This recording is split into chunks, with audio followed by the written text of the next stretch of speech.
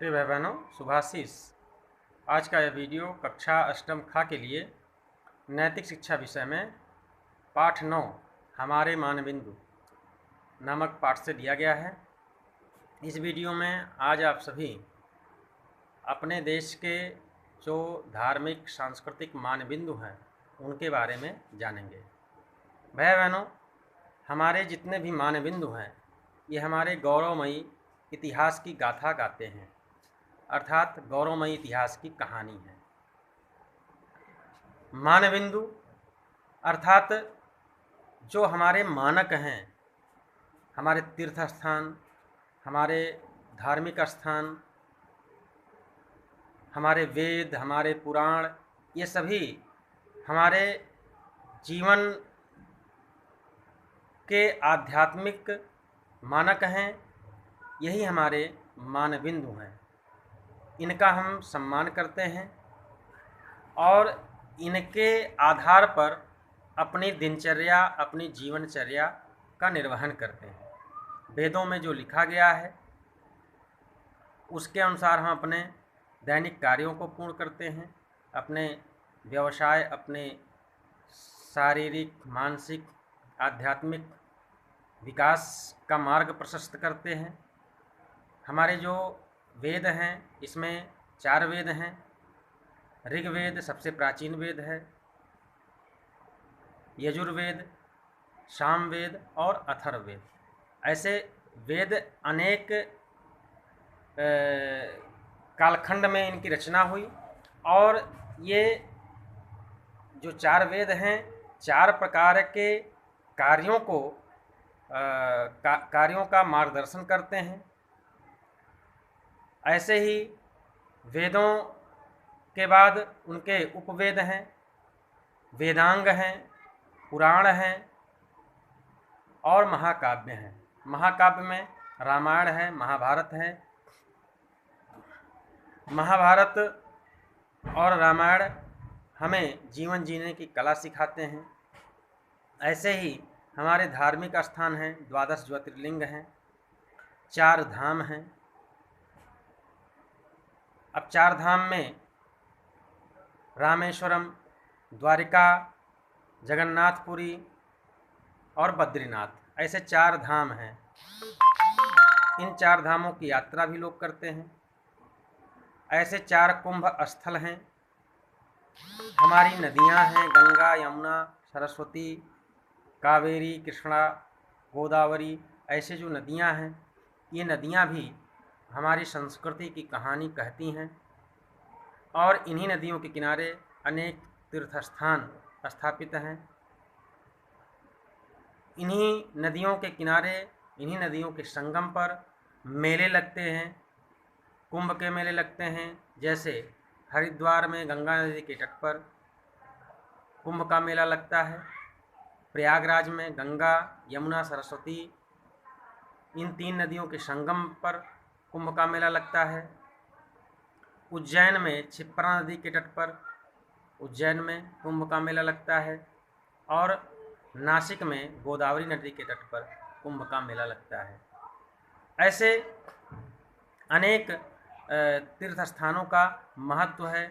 जैसे प्रयागराज में संगम नदी के तट पर यदि हम जाते हैं स्नान करने तो हमें 3 पवित्र नदियों के जल से स्नान करने का सौभाग्य प्राप्त होता है और हमारे ऐसा माना जाता है, ऐसी मान्यता है कि हमारे सारे पाप धुल जाते हैं।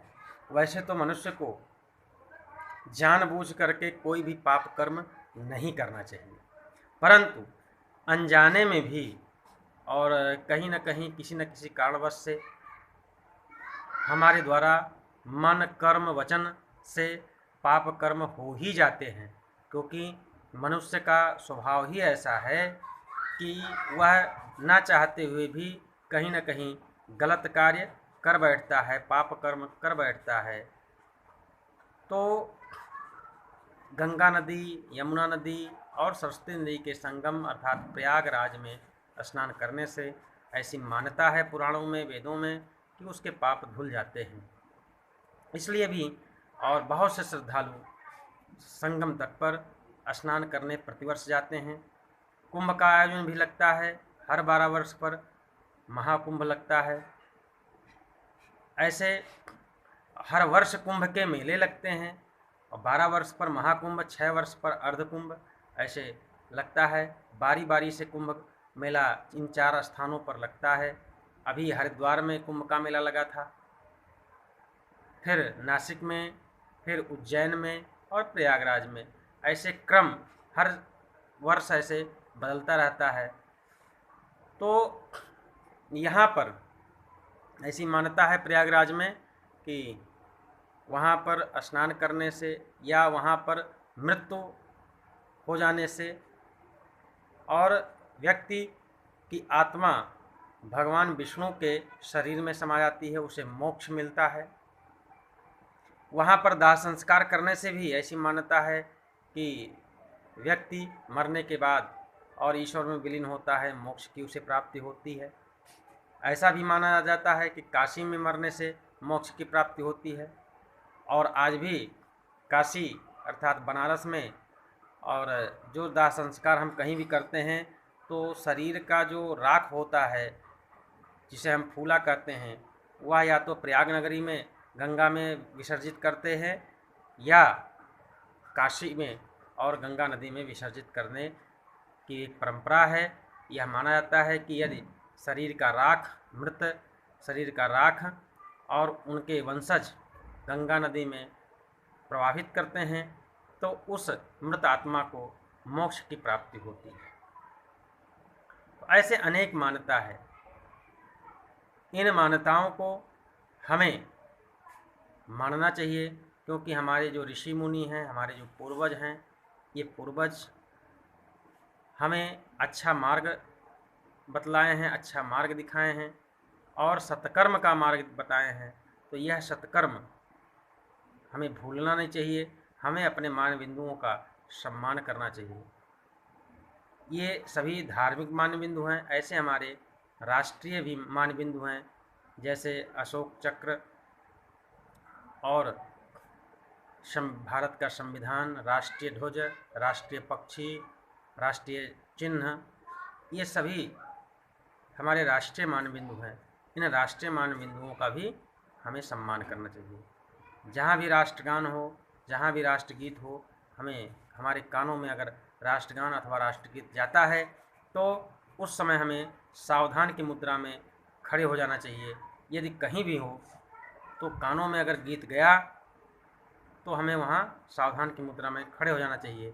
यदि कहीं भी राष्ट्रीय ध्वज झुका दिखाई दिया तो उसे ऊपर उठाने का प्रयास, कहीं भी राष्ट्रीय ध्वज अगर गिरा दिखाई दिया तो उसे उठा करके और अपने सीने से लगाने का प्रयास करना चाहिए।